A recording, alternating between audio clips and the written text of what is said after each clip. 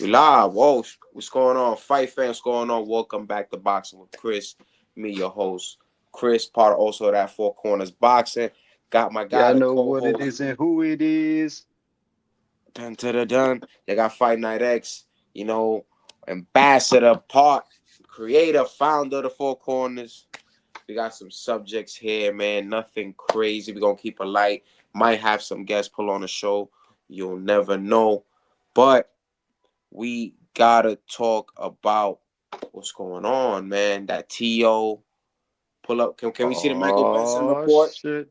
Can we get the Michael Benson report, Reg, please? Michael Benson dropped it. It's it's Michael it's it's Benson. it's real, you know what I'm saying? Whoa, where's it at, bro? Shout out to Michael Benson. So Michael Benson reports that Jaron Boots Ennis versus Teofimo Lopez is now in a potential fight for Boots' IBF welterweight world title. Bob Arum has revealed that they've approached Eddie Hearn about making this a joint pay-per-view co-promotion. So, X, if the fight gets made, who's the A side? Boots is the champion. Eddie has the bag to this fight, right? And that's why they're gonna be doing co-promotion. Boots is the champ. He got the bag with Eddie. Um, Dale has been asking for a big fight and a big payday. So yeah, I'm sure he'll be no problem with him being the B side to this. He is the challenger. And then location. Does he also get homecoming if he wants? Does he get They the they Wells they Fargo? saying they saying Madison Square Garden, bro. We not. This is not going to Wells Fargo. Wells Fargo ain't gonna be strong enough for this. I'm sorry. I like the arena, Philly. I love you guys, but a top ranked Eddie Hearn co-promotion. You know Eddie's big in New York as well. Matchroom Boxing does a lot of work nowadays here in Madison Square Garden. This has the Mecca written all over it, and the big room at that. It's got to be the big room. Yeah, If you're yeah. coming No, to no Madison Hulu Square Theater. Garden, yeah, this ain't Hulu Theater shit. You know what I'm saying? Philly is deep. They gonna run up in here deep. You know what I'm saying? Yeah. And hopefully, they'll probably be hopeful for to get some New York revenge. The Knicks and the Mets, they've been beating up on Philly teams. New York has been beating up on Philly sports teams these past couple years. So I'm sure they'll be hopeful for that one. But that's a major fight. That's a blockbuster fight. It's a super fight, and I'm hoping and I'm keeping fingers. That's a blockbuster fight.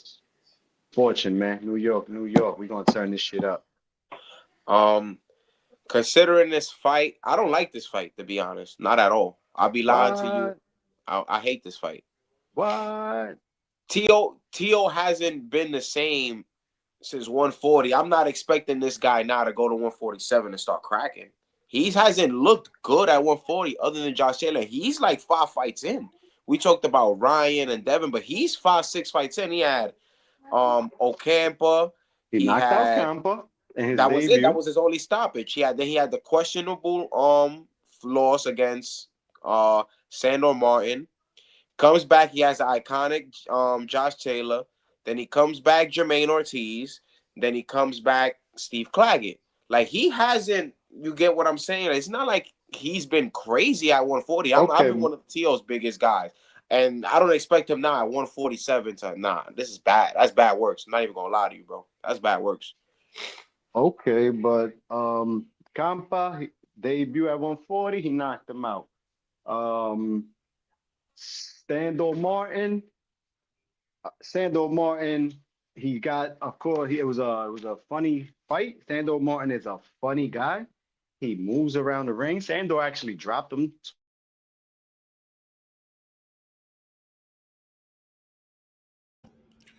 I think we lost. I You think we hear me? You lost. hear me, yo? Yeah, I can hear you I'm now. here. I I'm lost here. you. I had lost you. We lost you for a sec. Sandor, Yeah. Sandor is a funny fighter. Mm-hmm. So awkward fighter, funny style. He actually dropped Theo too in that fight. But Theo chased him down all night. He didn't really want to engage with Theo. It was hard to really show performance, similar to the Jermaine Ortiz fight. It was kind of tough to see anything happen. I mean, nobody really did shit in that fight, right? Josh Taylor, his best performance, and the Claggett fight was a banger. Like people weren't entertained with that one. They was fighting.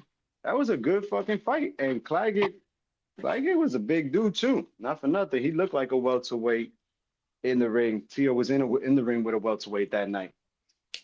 I don't. Nah, I personally, I don't like him even at above 140 anymore. Like, because I don't. He's naturally stature wise, he was already kind of small. At 135, he looked at stocky. He was up there. The weight was looking good.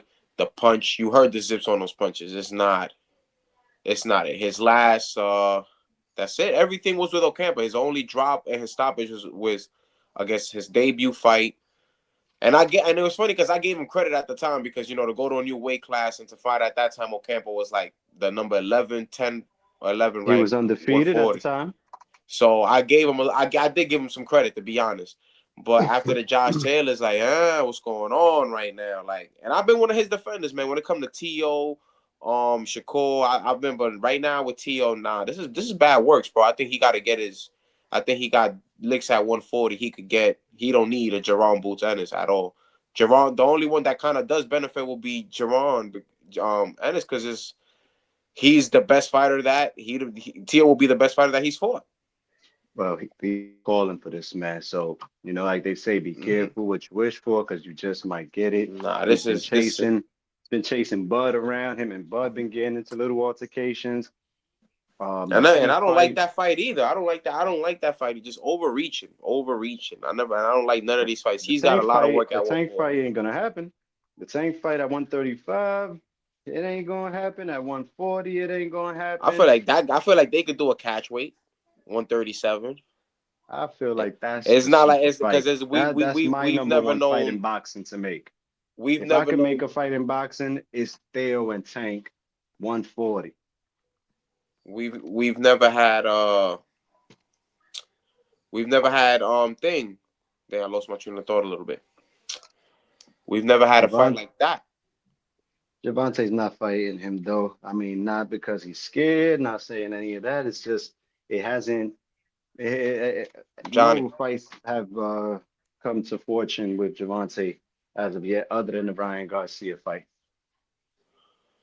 Man, it's just sad works, man. Sad works, and I don't like it at all. But we got to talk about The Rock. The Rock on Saturday. If you don't know, The Rock was wrestling this past Saturday. It was Robeisy Ramirez versus the People's Elbow, Rafael Espinoza. Can we drop? And I told y'all in the stream, give it to like Tuesday. Give it to like Tuesday. I told you, just give it to like Tuesday. The internet work fast. Reggie, drop the clip. Wait. Work fast. Let me give us something a little light with this one. Mink.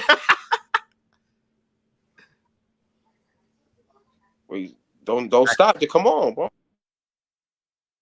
And then your feet get tangled up. Hey, stop.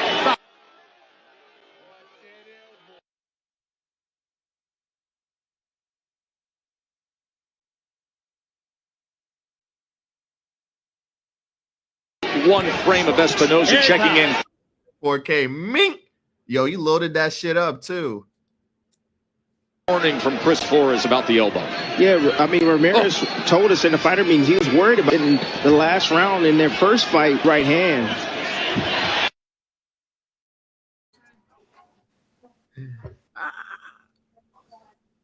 How you feeling about that, X?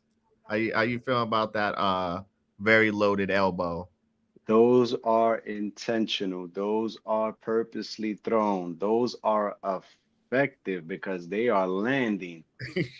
And those are dirty, bro. Like, come on, man. Don't tell me that's not he's fighting. He's just completely fighting. Can you take this boots thing off and would I be able to do a commentary? I want to count the elbows. Would I be able to do that, Reg? Is that possible? And then your feet get tangled up. Hey, stop. Remember, you gotta mute yourself, brothers. That's one. They keep showing the replay. One frame of Espinoza checking in. Cool. That's 2. But you know what it was with these elbows? He was like Warning throwing from them Chris like Flores hooks. about the elbow. Yeah, I mean, Ramirez told us in the fighter meeting he was worried about it in the last round in their first fight, right hand. That was effective, man. Jeez. Look at this. Oh yeah, that's bad works, bro. I'm not gonna lie, that's bad works. See, this is something you can complain. I wouldn't look at no fighter going, being soft or any of that. Like this is not no Devin Haney shit. Like if Robase was be like, yo, you could take that off. Like this don't gotta be tested. It's on camera that the dude is intentionally elbowing him. I don't know. You can revoke this. I feel like you can take the dub, bro. I'm not gonna lie. Take the dub. Take his dub. I'm not jacking it. Take his dub. He tried to take his eye, bro. He's trying to take his eye, bro. Like it's not like he hit him a low blow. Yo, anything once you start playing with the elbows and the behind the head, like the low blows maybe could be tolerated once, pushing twice. Anything like that, you're pushing it, bro.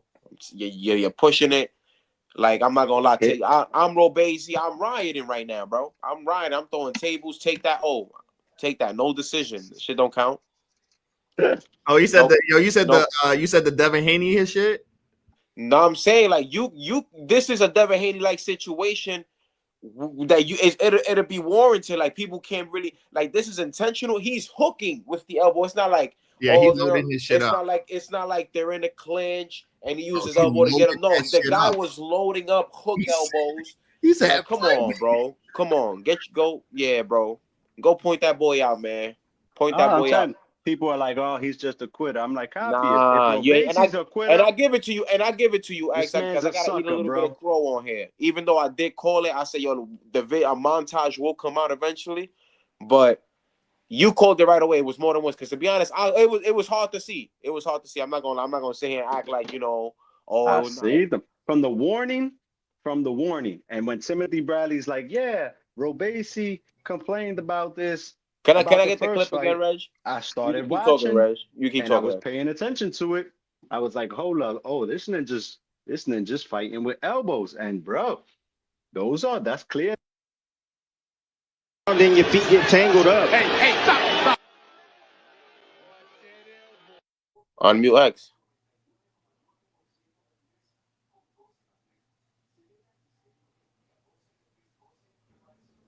One frame of Espinoza checking in.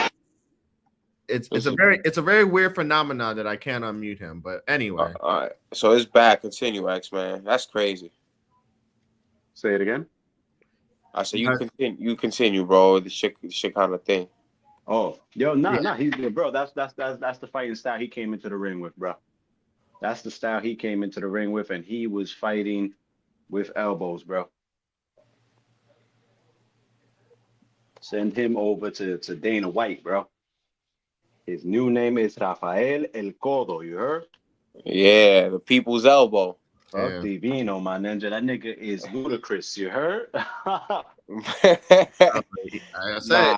No, that shit's crazy, man. But it is what it is. Yo, we got to talk a little bit about Richardson Hitchens. We know that he captured the IBF crown this past Saturday against Liam Paro X, and sometimes we see fighters, they get the strap and you expect them usually see a fighter, you expect them to go up and maybe he takes a dip in a fight. I wouldn't say he takes a dip, but somewhat of the same opposition. You don't think maybe Matchroom in-house will throw him in with like a Barbosa? I'm hearing George Kambosos. I'm hearing that's the reason he was picked up over there at Matchroom, because it's like, who the fuck wants to sign George Kambosos right now? He hasn't won a fight since beating Teofimo Lopez, and even Max the Hughes. Even that. He lost. Nobody jacked that. Yeah, nobody jacked that whatsoever, right? But George Kambosos can still bring in money down in Australia, and I'm guessing Richard Hitchens would go down there. I mean, who's gonna fucking buy that shit up here? Who's going to that fight in the States over here? I feel like Richardson Hitchens and who? And George Kambosos. I feel like any New York fighter could do the Hulu room. Like that should be any. I feel like that you could Hulu room that out. You're gonna have to stack it, right? Yeah. Not even. You telling me Africa don't got 2,500 fans in New York in total? Nobody's going. Nobody like. Listen, they're gonna be comping And that you shit know, out. you no, you don't. It's not even comp because it's not like tickets are gonna be expensive, bro. His tickets is fucking $70-$80, bro. You get a front row ticket for $140. I don't know, bro.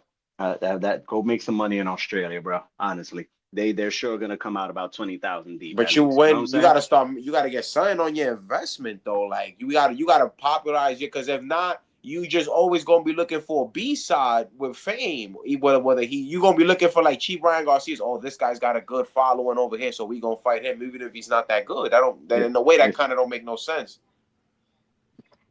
if it was up to us, he'd be in there unifying. He'd be in there unifying with another champion. You know what I'm saying? But when it's up to his promotion and his management and whatever it is that they have planned out for him, you know, he's not an easy sell. You saw Puerto Rico was empty. I ain't gonna lie. That like Yeah, that shit was bad works.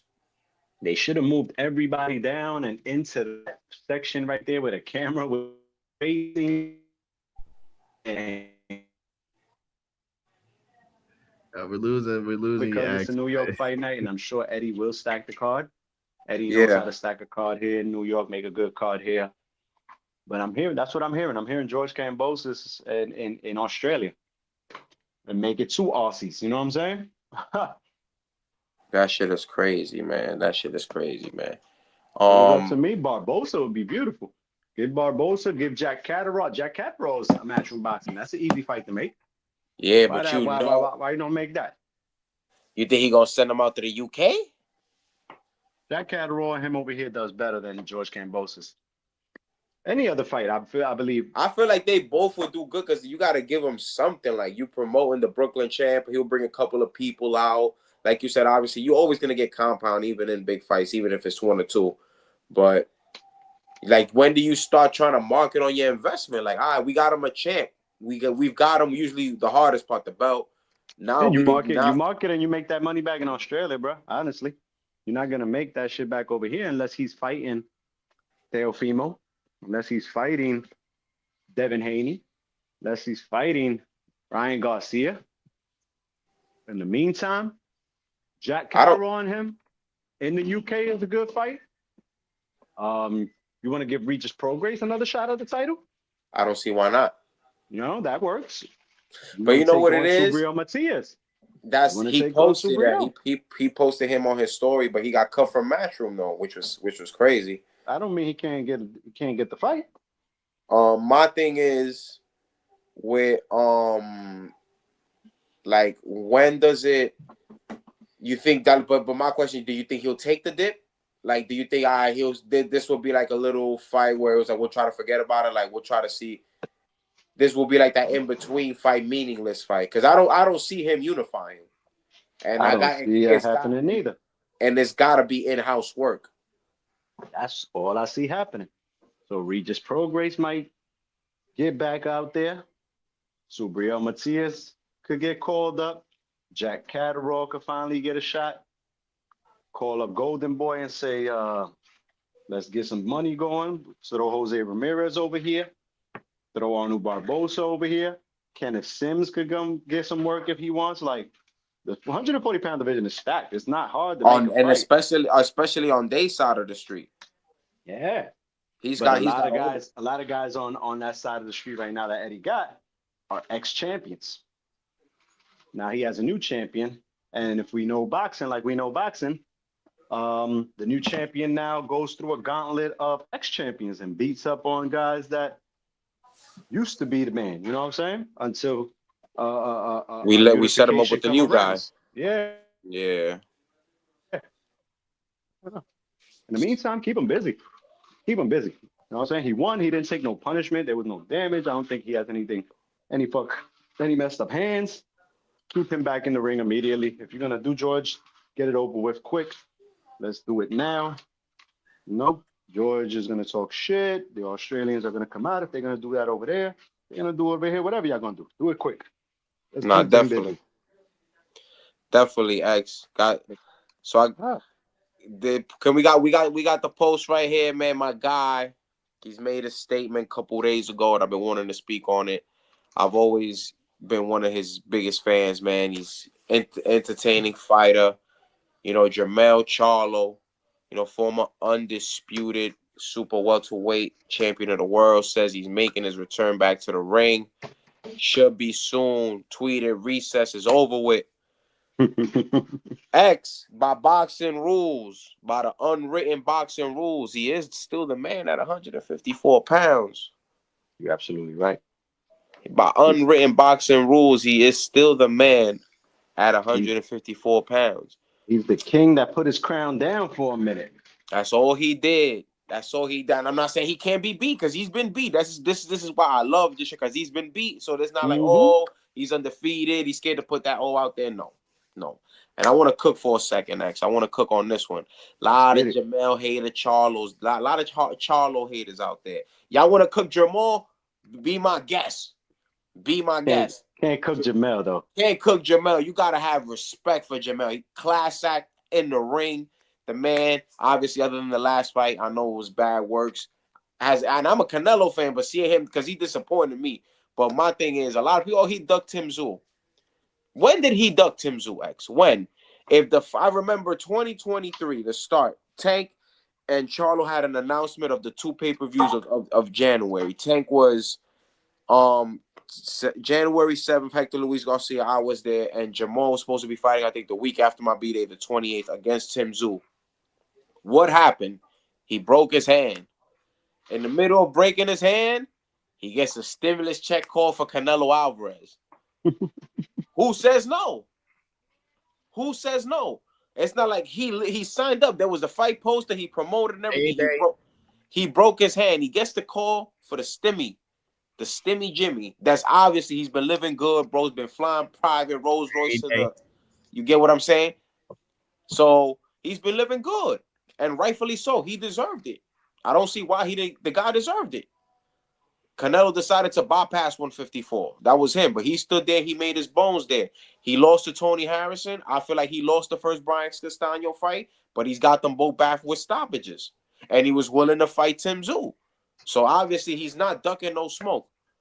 So X, now that I got that out the way, what's a good fight for the former champ? All right, I'm gonna agree with you on some things, and I'm gonna disagree with you on some things as well. I'm gonna agree that he is the king in recess, not just the champion. He's the king in recess. He put that work in. He beat everybody at 154. You know what I'm saying? And he kind of snubbed Tim Tszyu for a while, because him and Tim Tszyu were supposed to fight since like 2022 already. They didn't fight in 2022. You know what I'm saying? 2023, the fight is back on. All right, here we go. They about to get it on. Something happens with his hand. Copy heard you. And then, of course, the Canelo payday comes through, and you don't pass up on that when the call comes in. And I'm guessing this is the whole time why they were snubbing Tim Tszyu. You know, because the fight, his brother was supposed to get the Canelo fight, but his brother wasn't in a good position. So it's like, nah, we're gonna set up little Charlo, Jermell for the fight. Just hold on. And PBC is good for that. PBC is good for giving you a date, signing up a fight, and it doesn't ever happen. Or the next man comes in to substitute. To this day. You know what I'm saying? To this day. To this day, PBC is good for that all day. You know? Look at this. Look at this Spencer Fondura. How long they been telling us this now? But Charlo, he's back. He said that back in May. Of this year. I'm back. The king is back. Blah, blah, blah. I love Jermell Charlo, man. I really do. I know people talking shit. Oh, he fought Canelo like some whack-ass dude. He ran, blah, blah. Copy heard you, man. You know what I'm saying? Like we say, be careful what you ask for, because you just might get it. He's been asking for that Canelo fight for a long time, since 154 pounds. Well, look what happened when he finally got it. He's seen that Canelo ain't as soft as he thought he was. Canelo was not somebody you're just going to run through like he thought he was. One of He's back at those. 54, man, and the fight to make is Terrence Bud Crawford, bro, because that was the Yes. fight. That was the fight that we were expecting after Crawford Beat beat Spence. Yeah, definitely. Spence. You We know, didn't, cause we didn't see it like that. But um, I one wouldn't thing. mind him getting a tune-up, right? Get the rust off, Nah, because it's yeah, been you got over you a get year. a tune up, especially with you coming down in weight. It's been over a year now, right? Yeah, it's gonna be probably. Don't be surprised. I've been writing a lot about my probation. Don't be surprised if his comeback fight is at a catch weight. He's in the bathrooms, mopping up now, and we headed upstairs. You know what I'm saying? Yeah, but motherfucking Crawford is the fight now. My question is, does Crawford still want that fight after tasting that 154-pound division? Nah, because Right? he's got no gold. He's got to get gold. No, I think if he gets gold, he's gonna have to look his way. Charlo is the champion recess at WBC and WBA. So his return means he's the number one guy. If he Yeah, returns, means he gets the number one shot, skips the line, everybody fall back. If he chooses to do so as well. If he wants that WBA, Terrence Bud Crawford got to get in the ring. If he wants that WBC, Fundura got to get in that ring. Those are still his straps. Nobody took those straps from him. He let them have them shits for right now. facts, and that's why, So, like I said, it's gonna be good to see my dog get back in the ring. But for you guys that don't know, this is also top rank for because Jaime Munguia fights this Saturday in it's fight week. Tijuana, and he was asked about Edgar Berlanga. He was welcome to fight with Edgar Berlanga and what he thinks about a future showdown with Puerto Rican rising star Edgar Berlanga. And Jaime Munguia stated that good fighter, definitely a fight I want to fight. But why is he celebrating a loss like that? And Edgar Berlanga, obviously lost a unanimous decision to Canelo Alvarez on Mexican Independence Day weekend. So he feels he was going to his hometown with all the fancy cars and the motorbikes celebrating a loss. And he's got a fucking point. So, X, is Edgar Berlanga again the Canelo loss?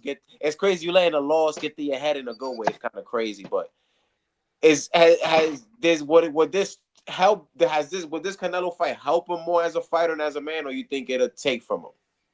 Just give me my money. Just give me my money. That's how it goes, right? You want payday? I know that. Oh, shit. But Because check we it out. know Check it out. Check it out. Jaime Munguia is my dude, man. Like, I fucks with Jaime Munguia. He's a Jaime is my beast. guy. I want to see him and Edgar Berlanga. That's actually on my wish list for 2025. Facts. Edgar Berlanga and Jaime Munguia. But let me ask you this, right? And Berlanga got beef with everybody, right?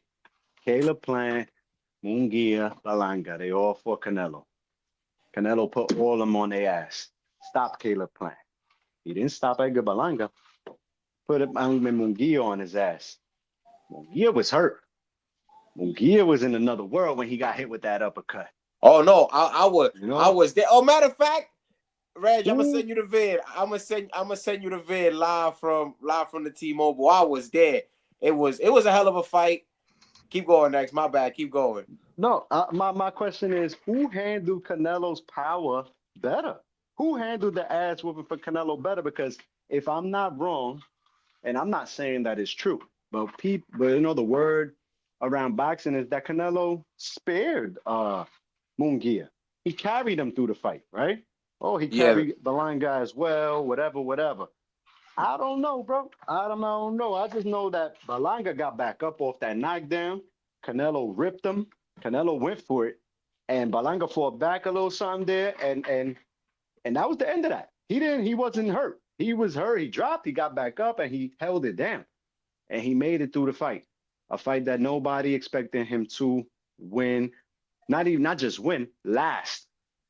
People gave Munguia and Plant more chances and more respect, but Plant got stopped, bro. You know what I'm saying? Like, you got rocked, you got dropped, you got finished.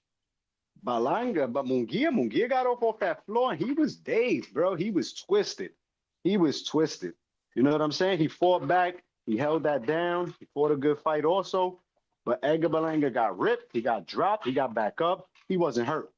He pounded his fist. He got back up. And when Canelo tried to go in on him, he threw his shots and fought him off. So Berlanga's got a chin to me, man. I don't know, bro. No, he's been down before, yeah, but the kid holds it down, man. Gets back up, fights. I don't know. I want to see him in Berlanga. I want to see him in Munguia shake. And I want to see whose chin is better and whose power is better. Well, when it comes to that, X, being live there, and seeing the fight, Munguia was just more open to trade. Like Edgar Berlanga fought with caution, which is you should. I know Canelo hasn't knocked nobody out in a couple years, but he just fought with more caution. I actually feel like Jaime was willing to go out on his shield because he knows who he was going out on his shield too. When you really think about it, it's respectable. But again, who did Canelo try to go for it again on Berlanga after that? I didn't see Canelo trying to reach either anymore. He dropped him, he rocked him.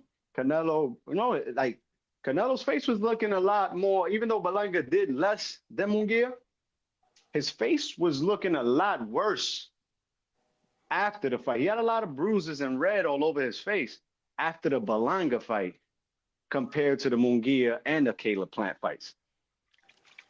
Caleb Plant did better than all of them. He was actually winning. Yeah, because Caleb Plant actually banked in some rounds. Munguia banked in about 3, but Caleb banked in a solid 4 or 5. And then Berlanga in the last 3 rounds decided to start fighting, and he punched Canelo dead in his fucking block. Remember when Canelo messed up and he thought that the round was over? He went back to the corner. Berlanga duffed him straight in his dome piece with like 2-3 shots, and he didn't do nothing to him. In a sense, Canelo's just that dude, man. Like his chin is for real. But Berlanga rocked him a few times too, bro. I mean, watch the fight over. People like, no, X, stop trying to defend him. And I'm like, I'm not trying to defend him. I'm just pointing out what I seen when I watched the fight over. Berlanga did what he did best with his arsenal. And I didn't see Canelo trying to reach and go for the kill. You know what I'm saying? After the knockdown. But I feel like he's also at that stage where he's just like not even reaching like that. Like for fans, why? I feel like the only person he really reached for was Jamel. Because let him live too. That boy got up off the floor too and was like, I'm gonna move around, I'm gonna block, I'm gonna get out of here. I'm not gonna let him finish me. You know what I'm saying? If you want to trade like Munguia was, then you're gonna get it. But then again, like you said, Canelo isn't reaching neither, So did he carry these guys? Is he giving these guys passes, or are some guys doing better than others? You know what I'm saying? That's what I'm asking. Who did better? See, when you put it like that, when you put it like that, that's when it really hit home, like it sit down in the brain, and it really make you question. So did Munguia have a better fight? Was Edgar scared? Was Munguia was just gonna be like, fuck it, I got paid already. Let me just see what the fuck I can do. Maybe I could catch the old man on a bad night. Edgar was like, I'm already here. The check about to clear on Tuesday. As long as I don't go out looking bad, I'll be all right. Watch these fights over. Watch them both over, and check out, and then we see what's gonna happen. Put it in the chat, guys. Put it. Who had a better performance against Canelo Alvarez, Edgar Berlanga or Jaime Munguia? Because I only gave Edgar Berlanga 1 round. It was I believe Munguia had the better performance. My thing is who survived the knockdown better. You know what I'm saying? Like who looked better after getting rocked. I mean, and you know what's funny that they both went down in similar rounds. Berlanga in the 3rd, Jaime in the 4th. So it wasn't he got caught late with a shot. Like they both went down similarly early in the fight. So. And Plant. You went off, X. We lost you. Jeez. We lost you. Oh, you went off. You said Plant what? Plant. I said I said, and motherfucking Plant, when he got rocked, he got finished. Yeah. But and I feel like he's capitalized the more off the Canelo loss in every way.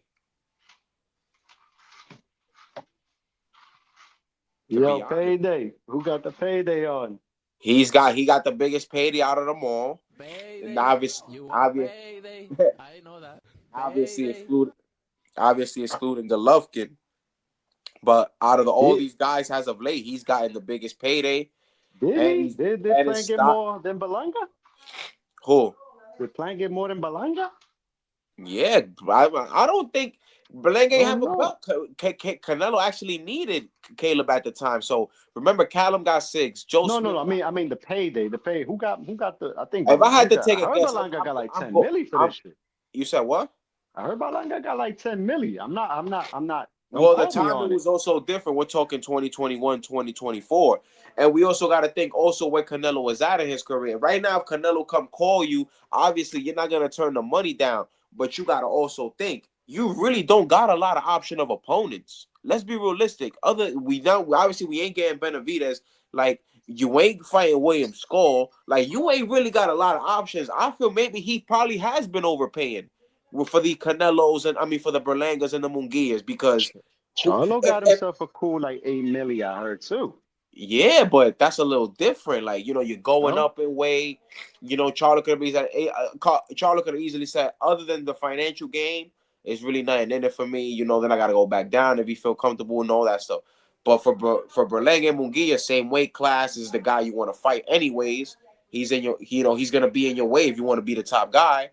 And the guy that we want to see him fight, obviously he was not getting David Benavidez Canelo, so now he moves up. The guy we want to see him fight is Christian and Billy. He's been overpaying for these fights. He's probably has. I'm pretty sure Edgar Berlanga got more than he was supposed to get. He don't have no belt. And Jaime Munguia we're talking both mandatories. You can get the mandatory minimum. Canelo's purse of a mandatory minimum will probably be 4 or 5 million. Come on. And that'll still be your highest payday. Triple your highest payday. I ain't gonna lie. You got a point there, brother. But I'm like, what is Canelo gonna do, right? Who's next? Diego? I'm thinking that. And I'm thinking, I'm still not believing the Nelson and the Diego Pacheco, because I do believe that now if Jamal's gonna fight on this 10 card, you got to give him that tune-up fight so he can be ready for September. His payday is still in the waiting as well. It's still, that's what I've told people. It's just lost value. Maybe he probably was going to get He probably was going to get 17, 18. That shit probably at right now a 7, 8. He got to look good. I mean, it's just that it's there, Like, it's there for Canelo to still stay in business, regardless if anybody. I see Diego Pacheco. And because come on, I know he's in talks with Bud's man, but the moment that Canelo calls come, they ripping up that contract. They're gonna put it in the shredder. If they gotta pay him a fee, they'll pay him a fee, because that Canelo call is coming for May or September, and it's looking like more May. I had the video out, and it's looking like more May. If Charlo doesn't get in this fucking ring. Because the way I was looking at it, X, was, remember, this Tank Lamont Roach was supposed to be this month. It was supposed to be this weekend. Mm-hmm. Remember, it was supposed to be December 14th, right? Charlo would have been fighting now. Charlo would have had that fight now, would have been ready for May. Diego would have fought somebody now, and then he gets the fight in September. That was the way I was envisioning it. Because I'm like, once I was just waiting for the Chris Eubank Jr. talks to fall apart, because they were in negotiations, but the talks fell apart. I was like, that when those talks fall apart, he's gonna have to revisit Diego Pacheco and the Jamal Charlo. It just depends on what kind of order. So how about Boo Boo? Does Boo Boo get a shot now? Does Boo Boo still have a shot at a payday? Nah, I feel like I don't feel like Pacheco will have to beat like a Boo Boo Andrade though. Like, Steve Nelson cannot get you Canelo. Steve Nelson can't get you Canelo, bro. Like, I'm sorry. Fucking Patrick McGrory got fucking Edgar Berlanga Canelo. We can't do that. Damn, Patrick, you right, man. Patrick.